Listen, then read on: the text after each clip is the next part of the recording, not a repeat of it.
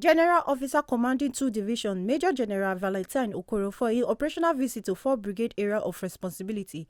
Doctors say Naija Army mandate remain to guarantee security to Naija and her people. After the welcome parade, Major Valentine Okoro for in talk with Tori people come talk say wetin they do for 2 division na to make sure say the troops dey ready, equipped, trained and also dey ready with the right leadership to respond to any security threats.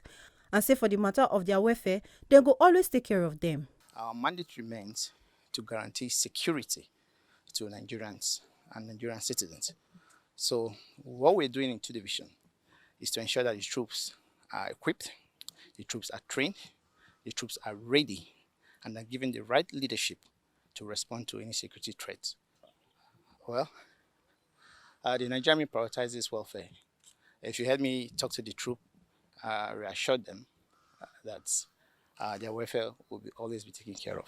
Make una no forget say, as we see am, na so we dey talk am. We no dey take blame. From Benin City, Arerosogene Ejo, TMC TV News.